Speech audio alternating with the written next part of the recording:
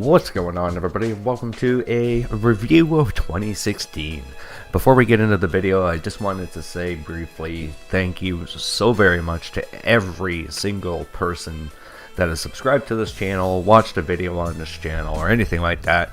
It is greatly appreciated. To go over some of the stats for this year, I've uploaded over, I believe it's 1,300 videos, or at least over 1,000. So we know we've got over 1,000 videos done for the year, and we've gotten, I think it's somewhere around 120,000 views, 740 subs and counting, over 600,000 minutes watched. It's been an amazing year. So my payback to you guys, amongst some of the other things, plus don't worry, there's a surprise coming in 2017. We hit 1K subs, we're going to be doing something. But I wanted to give you guys a countdown of the top 10 games that I played in 2016. Now, these aren't going to be in any order, although the top, say, 2 or 3 choices would be my top 2 or 3 choices. The rest of them are kind of all scattered throughout. And I'm also going to have a couple honorable mentions, because even though I played them on my channel both last year and this year, they weren't actually released in 2016. So that's what I'm going to try to stick to, is the games that were released in 2016.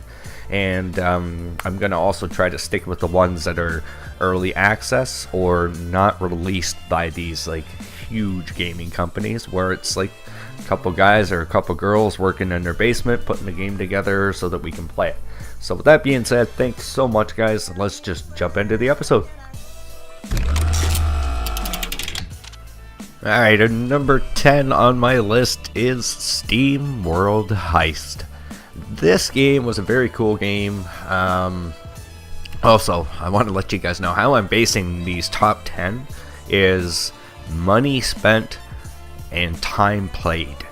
So, am I really getting my values worth? So that's basically where this is all coming from. It doesn't necessarily have to do with graphics or gameplay or no glitches or a perfect game. It's a mixture of different things, but the top 2 that I'm using is how much money did I pay for it, and did I get my money's worth with the amount of time I'm playing it. Just so you know. And again, they're not in any particular order. It's not like I hate this game more than the ones that are above it. But this game here was a sort of like point and click turn-based game. Very cool style. It's a steampunk style with oh god, you have to forgive me, something steam powered giraffe, I believe was the name of the band that was in it, and they're the robots that you see in the background at certain bar scenes. It was a very cool game. Lots of different weapons and armor, different enemies. Just when you think the game's gonna end, it continues on. There was a lot to keep you involved in the game. Not too many people were super hyped up about this game, and even on my channel it didn't get a whole lot of views, but I believe the ones that were watching it were enjoying it, much like myself. It was a great game to play, a lot of fun, and you can actually pick this up on Steam for a couple bucks. Like, it's not that much, to be honest with you, and it was a really enjoyable game. I found myself kind of addicted to it, and it was one of those games that no matter what time of the day it was, you could just kind of pick it up, play it for an hour, play it for 20 minutes, and drop it down, save the game, and that would be the end of it. Now, I believe right now it's on Steam for 10 bucks, 50% off. Normally goes for 20, and you'll be able to pick that up in there if you're really enjoying it. So let's just move along to number 9. Alright, and number 9 was kind of a strange one. This is something I never thought I would actually put on a top 10 list. The game itself, not graphically intense. The premise, not overly complicated. Basically, what you do is either, one, you play as a player that is a part of a FOBA team or an FPS team or something like that, and you're trying to develop your career, gain fans and experience and money. Or you can take it from the other side. What you're seeing on screen right now is the manager of such a team. And basically your whole goal is to get your team up into sort of like elite status and you basically need to hire on staff, bring up new team players, teach your team new things, get sponsors, and all that kind of stuff. And oddly enough, this series has taken off on my channel, and it was one of those things that is like, I don't know why, but I can't put this down. And it goes on Steam for around 14-15 bucks. I believe right now it's 50% off till January 2nd, something like that. So you can check that out on there if you want to.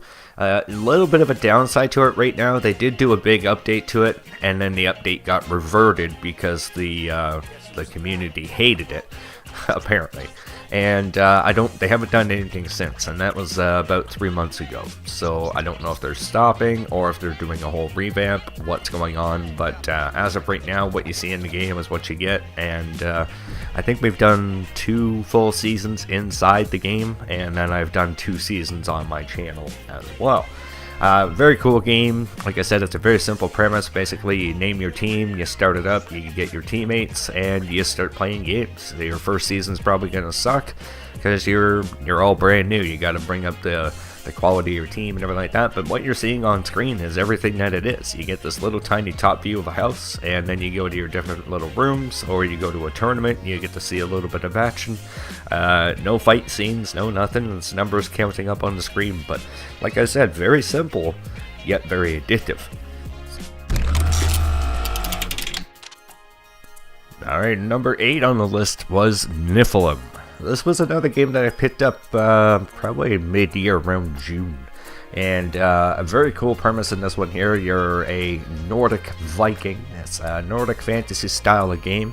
Right off the hop, the graphics in this are absolutely phenomenal. They're all hand-painted, hand-drawn, and of the highest quality. Like, they did a superb job on that right there. It goes on Steam for just over 20 bucks Canadian American, and I think it's 20% off right now. And the idea of this game is you need to gear yourself up and build what you're seeing on screen here. You start off with a little shack, you start building it up, you get yourself farms, a little sheep pen. You go around, you can fight wolves and bears and ox and buffalo and lions and tigers and bears. Oh my. So you get to do all that kind of stuff, and there's hundreds of different items in the game for food, for crafting, different kinds of metals. You can make upgraded tools as you're going through. Start off with a stone pick or an iron sword and get up to harder metals and better metals. And the overall idea on it was great, and the cool thing about this is the devs are consistently updating.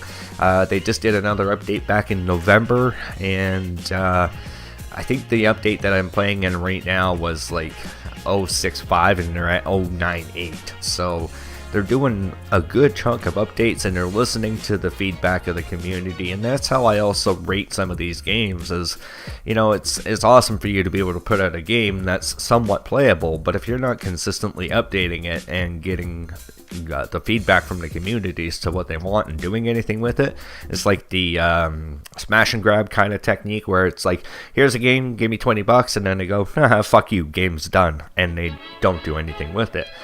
These guys aren't like that. They're actually doing the updates and consistently doing things to make the game better based off of what the feedback is from the community. So very cool idea on the game. You can see the movements are nice. There's a few little downsides on it. The combat's not the smoothest when I was playing it. You get a shield, but it was almost pointless to use.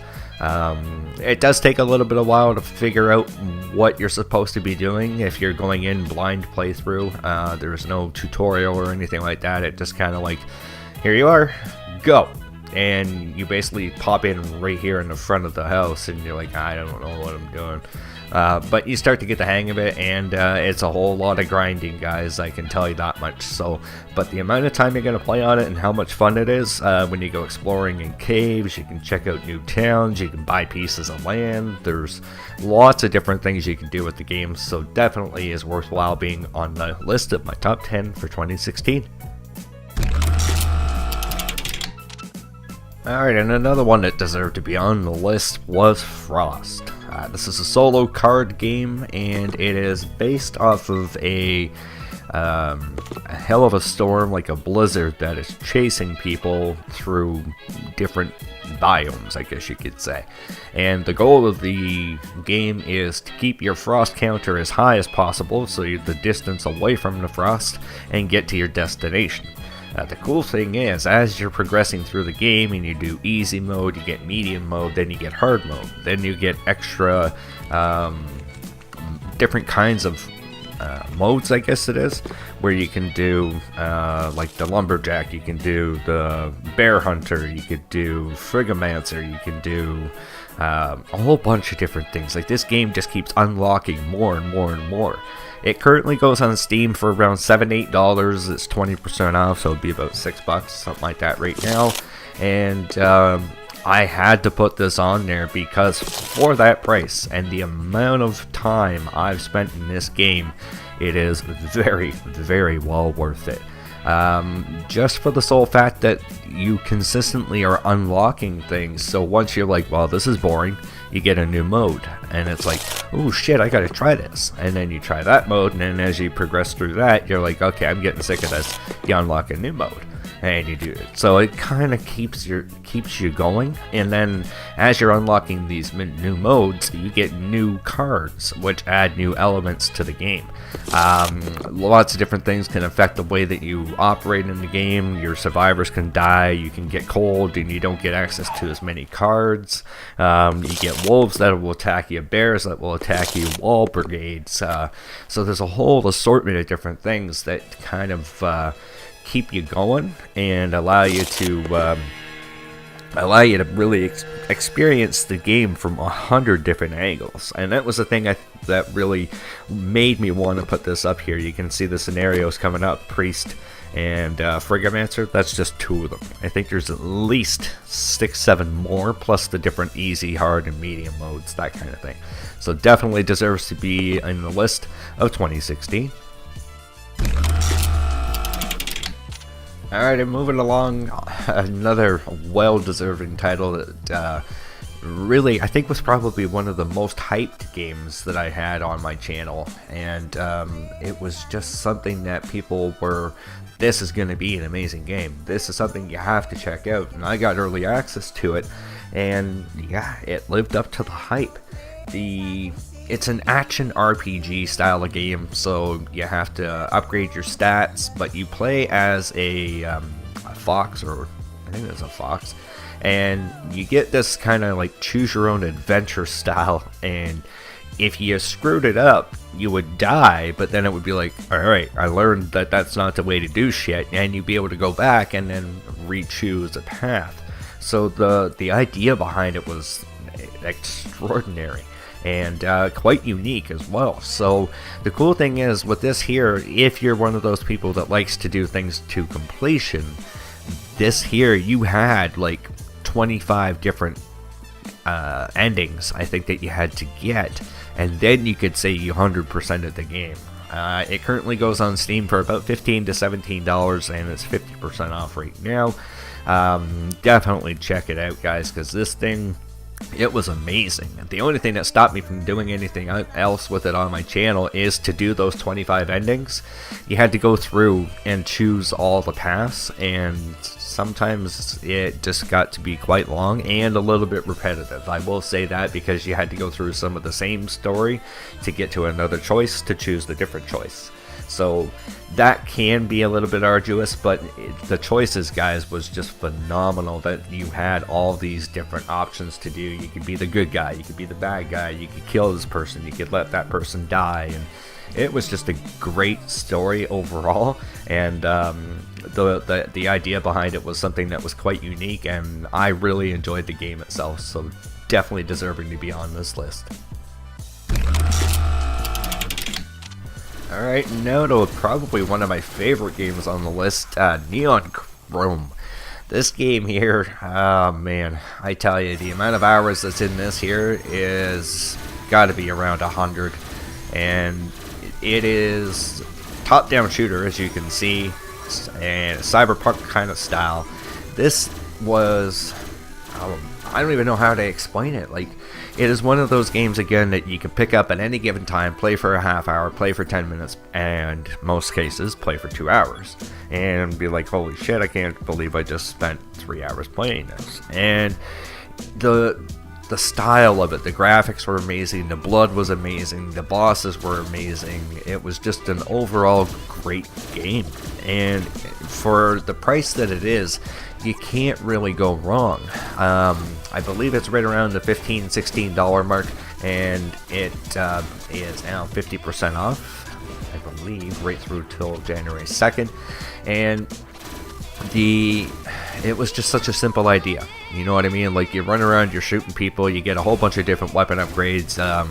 You get kind of, I think maybe 30 different weapons to choose from, and then you have different kinds of grenades, different kinds of special attacks. You get, I think it's 6 different characters to choose from.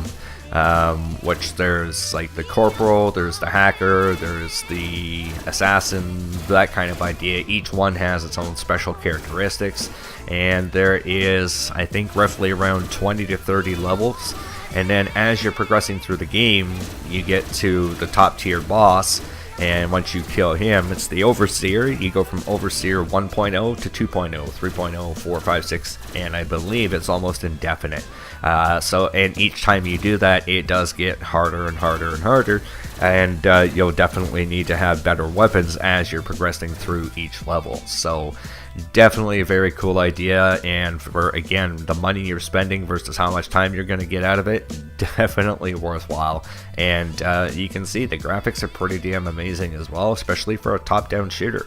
You normally don't see a lot of top-down shooters that invest in the graphics side of things, and this is definitely one of those games. When they released it, even in early access, it was 100% playable for the entire thing.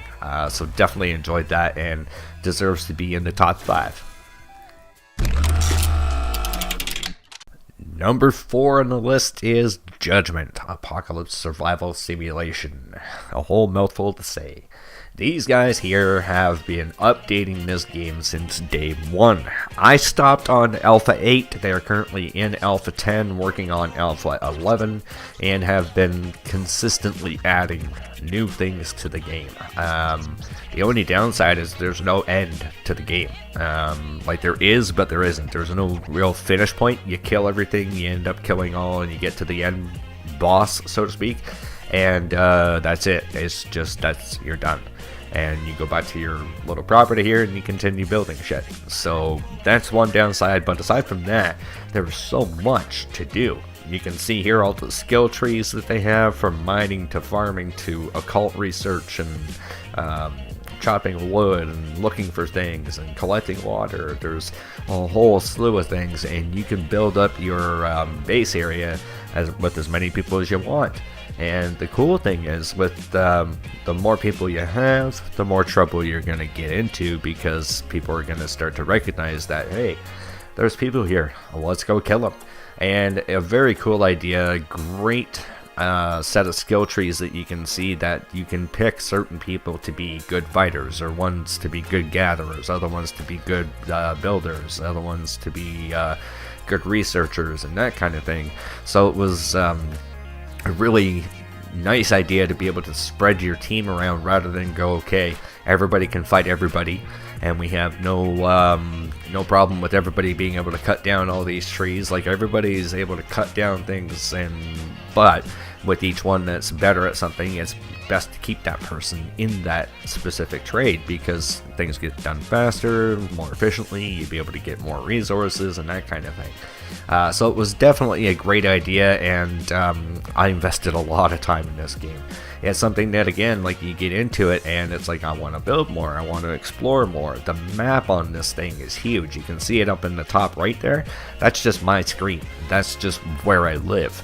There is another area that is like a grid that is probably got to be 1,000 by 1,000 pixels, so you can see the little squares and everything like that. The thing is massive, and they have different areas that you can search now. They've added in new trades, and new monsters are constantly coming out. They're always balancing the game, making it more challenging, making it less challenging, creating new events that happen, and that kind of thing. So definitely is worth to check out, guys, because they're still updating the game. Even 8 months after the release, they're still doing things to make the game that much better. So definitely worthwhile being on this list. Alright, into the top 3 list now. My god, this game's probably got to be the most fun and funniest game on this list. It is a... how the hell do I put this? It's sort of like a maze puzzle solving slasher game. I think that's the best way to put it. You play the role of a psychotic killer who is hell-bent on murdering these pesky teenagers that, I don't know, did something to them. And you gotta go around and strategically kill all of the teenagers in each scene without alerting cops or SWAT team or falling into holes, scaring cats, or blowing yourself up. There's so many things in this game. The blood is just over the top. The kill cutscenes that you get are absolutely amazing and hysterical. They have been doing updates to the game. They did one for Christmas, actually, and it's just been so much fun playing this entire thing that it was like, holy shit, what is going on here? How did they come up with this? They've even got, like, I'm not going to say the names of the voice actors, but they got some well-known voice actors, and it was really cool to actually see that these people were a part of the whole process as well. And they've been in the horror scene forever, and it is very reminiscent of the early 80s horror slasher era, and definitely worth the check out, guys. Go check it out on Steam. It's something that I really enjoyed. So yeah, guys, go and check this out on Steam. There's a couple of DLCs for it. There's the Deluxe Edition content. There's the Santa Sleigh expansion. I think it goes for roughly around $10-15, maybe even less. And I think it's 26% off right now as well, till January 2nd. Hilarious, guys. It's a riot to play, and it's going to be hours and hours and hours of slasher fun. So definitely needs to be on the top 10 and definitely up in the top 3. Alright, and this next one, guys, oh my god. This is probably the newest one to come onto the list. Released November 29th. This is Radiation Island, and this will probably be one of the only games that I'll ever say this about. Go and buy it now. Reason being, guys, it is $3. Yeah, you heard me, $3. That's American, Canadian, France, Zimbabwe, no matter where you live, $3. That's it. Go get it. Like, it's one of the nicest looking, simplest survival adventure games that I've ever seen. It seems like the game is massive. The crafting is super easy, as you can see on screen there. It's like, what do I need? Oh, this, click on that. It tells you what you need here and what you need there. You can see like a little bit of glitching that they've got in here. Obviously, it's early access, but guys, for $3, this is a game that I can see within a year being $20 to $30 because of the amount of just how nice it is. And not only can you do crafting, exploration, killing, shooting, you can do building as well. So they have a section in the crafting menu where you can build floors, walls, doors, windows, roofs, a whole bunch of different things as well. You go out, you start killing these different kinds of monsters or animals, and they'll drop special weapons or special items. It's all based around radiation. You're on this levitating island that was created by a certain group of people, and you're trying to figure out what the mystery is and shut down these certain towers. So definitely worth a look, guys. I cannot believe that this game was only $3. That's part of the reason why it's up at number 2, because of the fact that I've already invested 10 hours in the game and I've paid $3 for it. Actually, I didn't pay. No, I did pay for this one. No, actually, I got early access to it. I got it for free. But for $3, guys, I would have paid the guy $10 Even for early access, I wouldn't give a shit. For $10, easily would have paid that. 15, easily. 20, hell yeah. Definitely go take a peek at this, guys. Worthwhile being on this list. It's one of the hidden gems of 2016 for sure. And I know there's only been 2 episodes on my channel, but again, guys, it's the amount of money spent versus how much time you're gonna get in it.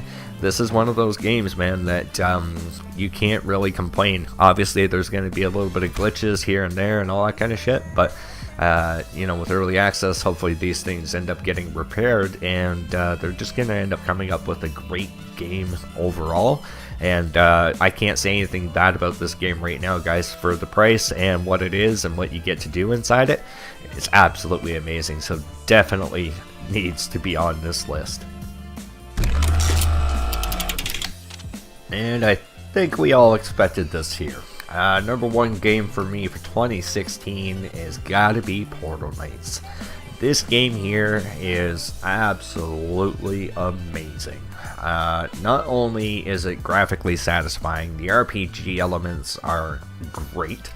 The other thing that is amazing about this is they are consistently updating it. And it's all based off of the community feedback. So things that people are actually saying is like, hey dude, we need water in this game. Bam, water comes into the game. You know what would be nice if we had different kinds of bosses? And bam, hard mode bosses come out. They have been listening to the public for this, and it has been great that they've been doing it. I don't really know of anything bad that I can say. Well, I guess one bad thing I can say about this is the large world is kind of a pain in the ass to traverse around, because it's kind of like smaller chunked islands that makes it difficult to get across to. So that's pretty much the only thing I can say bad about it. It goes for about $16 on Steam. It's 35% off right now, and you can see they have a limited amount of blocks. I'd say about 30 to 40 different kinds of blocks that you can use in it, but you are only limited by your imagination as to what you can build. So you can see the base that I've started to build there. Lots of different cool blocks that you can get, different statues, different kind of braziers, lots of different kinds of trees. You only get one kind of wood right now, so I'm hoping that they'll branch out and do different kinds of wood, different kinds of glass. There is no glass in the game right now, so that would be a nice addition. But this game here is something that I've invested so much bloody time in. I've got well over 100 hours into this game for the year, and I can't stop playing it. It's not something that I've done. I think I'm on my 2nd or 3rd season, and playing it now. I'm on episode 40 for this, and it is an amazing game. I can't put it down. Like, you've got 44 or 43 different worlds to explore. You have a bunch of different kinds of ores. You can upgrade different kinds of tools and that kind of shit. It was very, very cool that they were able to put this together and continually update. It's an update a month roughly, and they're not small updates, guys. It's not like, oh, by the way, we did this. It was like, okay, we've introduced brand new things, 7 or 8 different new things, plus a whole bunch of bug fixes. The other cool thing about this here is, in the game itself, they actually have these timed events. So you can go to a new world where some sort of thing is happening. Turtles are attacking it, or ogres are taking over, there's birds flying everywhere, or like the Christmas town that we did in a couple episodes ago. They have these different little events that you get special items from. Like, we got Santa Claus hats, we have Rudolph the Red-Nosed Reindeer now. So all of these little things. Pets is another thing that they've added into the game. So the whole thing was really nicely done. Beautiful looking game. I've got no complaints on it, and easily got my money's worth from the amount of time I've invested into this, and I plan on going quite a bit stronger and longer with it. So definitely is in the top 10, top 1 of my list. And again, it's not based on favoritism, and I'm not being paid by anybody to do this for anybody on this list. This is just my own little thing. Now what I do want to do right now is take a little bit of time and go through a couple honorable mentions. Stranded Deep and Subnautica, both games very nicely done. I'd say Stranded Deep is having a few issues right now, but I didn't put those guys in the list because both were released in 2014 and 2015, and it doesn't deserve to be on the list because it wasn't released in 2016 like I wanted to keep, but I did want to mention them here because they are good games. Definitely you can check them out on Steam. I've got the whole series on my channel, so you can look at them here. The other two I want to mention, and a couple people might be surprised that they're not on the list, is one is Elder Scrolls Legends. It's a card game that Bethesda Studios has released in beta that I'm currently playing. Very awesome game, lots of great story, little arenas you can play in and all that kind of stuff. It is a very, very cool game. Right now it's free to play, and you can get it on the Bethesda launcher, so you can check that out for yourself and see if it's something you'd enjoy. I didn't put it on the list because, one, it is by one of the bigger gaming companies, and it's not technically early access even though it's in beta. I just didn't feel like it was deserving because they get tons of promo by themselves. So the other one was Fallout Shelter, and for the same reason, it's by a huge game company. It's been out for quite some time as well, and it has been a huge hit on my channel. But again, I wanted to give this top 10 to early access games by the lesser known developers that are out there, and kind of give them a shout out and say, hey, great job guys, you did an amazing job in 2016. I know I probably played, I'm gonna guess, over 80 or 90 games throughout the entire year, and it was hard to narrow it down to just 10. There's some games that were just not even close to coming on this. Home Improvisation was one. Ian's Eyes was a total pain in the ass. Would never put that on a list unless it was top 10 games that pissed me off in 2016. That would be number one. Hybrid Animals was another messed up one that was like, why? I don't even know. But there was a lot of great things that happened in 2016, and I think, well, I don't think, I know I owe it all to you guys. You guys are the absolute best audience in 2016 and on YouTube. I know every YouTuber says it, but it is entirely true that when you're supporting a YouTuber like me, it really gives us that encouragement to keep going, and people don't understand how I can pump out 3 videos a day every day for the entire year. It's because of people like you. When you guys watch my videos, you like my videos, it gives me that drive to continue on and keep putting out more content, finding new ways to improve my content and, you know, make it higher quality, add in better transitions, new fonts, a whole bunch of different things. I'm always looking to improve, so definitely I owe it all to everybody who does support this channel.